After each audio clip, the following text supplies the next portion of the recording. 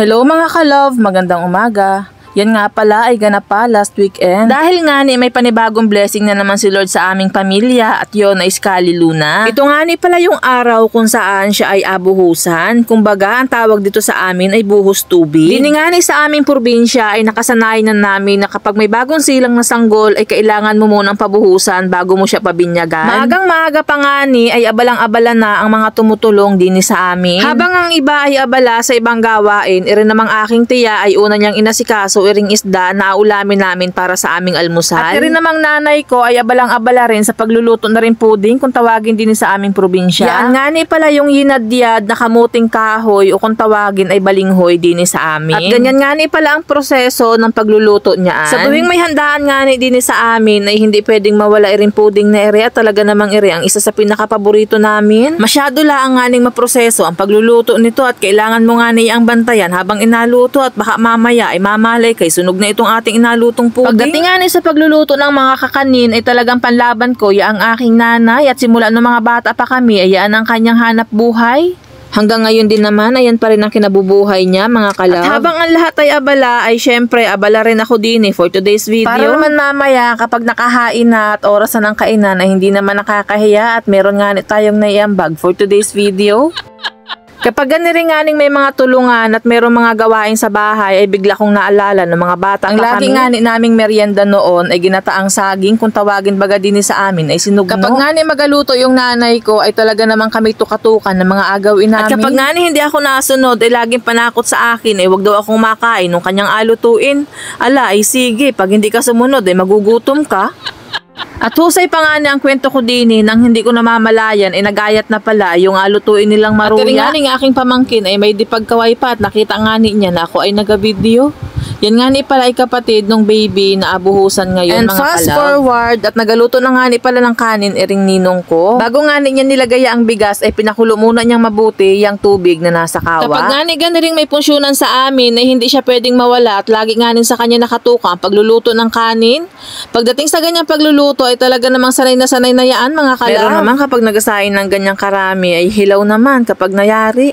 Kaya naman anong ibang kainin at maalibotdan pa nga ni.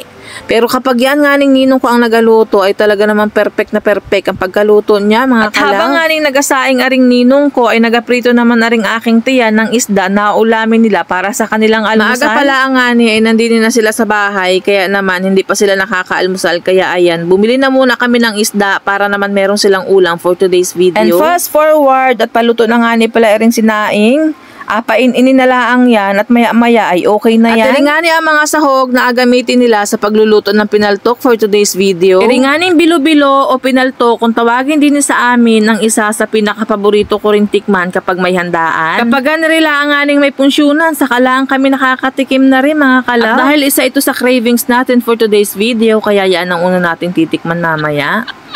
At habang ako'y nakikiali-ali sa mga nagaluto ay ako'y nag-aabang din ng isda at wala pa kaming pang-ulam ngayong almusal. Hindi na tayo manghihingi doon sa prinito nilang isda kanina mga kalab. Aba ay nakakahiya naman yun. Makikikain na tayo sa kanila mamaya. Pati baga naman pang-ulam natin ngayong almusal ay ahingin pa natin. Dalawang klaseng isda nga pala ang tinda nila dyan. Tulingan at saka galunggong. Kaya naman hindi ko alam kung anong isda ang gusto na makakasama ko sa bahay. Kaya parehas ko na rin binili. Kilo laang nga niyaan at aprituhin laang natin yan for today's video. And fast forward again at nasa bahay na nga ni ako. Pagkarating ko nga ay agad ko namang inasikaso yaang isda na nabili natin. Kapag nga ganyan tulingan ang aking inabili ay inatagtag ko baga yung pinakang buntot niya at sabi nga ay yun daw ay nakakaangin. Yun naman ay sabi-sabi laang at naririnig ko rin laang naman kaya naman nasunod na rin laang tayo at baka nga totoo. Tanghali na sa mga oras na yaan at hindi pa kami nakakaalmusal kaya naman nagamadali na rin ako sa paglilinis. Baka maya-maya ay magreklamo na ang mga kasama ko din sa bahay na sila ay mga gutom na. Tanghali na mga kalab. Paano baga naman sa halip na magaluto agad pagkagising sa umaga ay wala nang ginawa kundi pumunta sa kapitbahay at makipagchismisan. Cherries. Ay joke lang yun mga kalab. Baka maniwala kayo. And fast forward again at ito na at nagaprito na tayo for today's video. Diyan na ako nagprito sa pinagprituhan ng tiya ko para naman kako makaminos-minos ako sa pambili ng mantika. Kaya naman, thank you Lord at nakatipid na naman tayo for today's video. At napapasarap na nga ni ang kain ko nang hindi ko man lang kayo naaalok.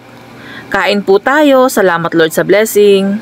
At habang nakain nga ni kami ay biglang dumating iring aming Athena at nagaiyak. Ay nagalunga nga ni mga kalab, ay wari ko ay parang gusto na ng kasunod na rin, aba ay wag naman muna. At maya-maya ka pa nga ni, ay bigla naman akong tinawag nung tiya ko at meron nga ning blessing na dumating. Ering nga ning kaldereta na isa rin sa cravings natin for today's video. Wari ko ay mapapasarap na naman ang kain ko na rin.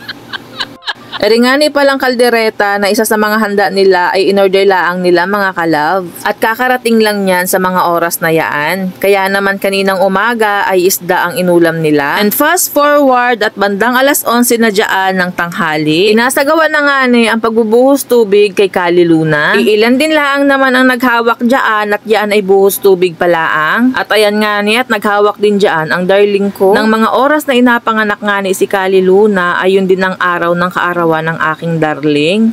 Kaya naman, kinuha din siyang ninong nito. Dahil nga ni magka-birthday sila for today's video. Aba, ay maigi na lang kako at di kami ay mangangain na lang sa kapitbahay kapag birthday ng darling ko. Cheris. At fast forward, makalipas ang ilang minuto ay eto na at tapos na nga ni ang buhos tubig para kay Kali Luna. At yan nga ni ang handa niya for today's video. Yan nga ni kutsinta at saka aring bake mac ay in-order din nila. At ayan na nga ni ang pudding na inaluto ni Mami kanina. At panigurado, nasira na naman ang diet natin for today's video. Ay siya ay kain na ulit tayo mga kalove. And that's all for today's video. Thank you for watching. God bless us all. Bye-bye.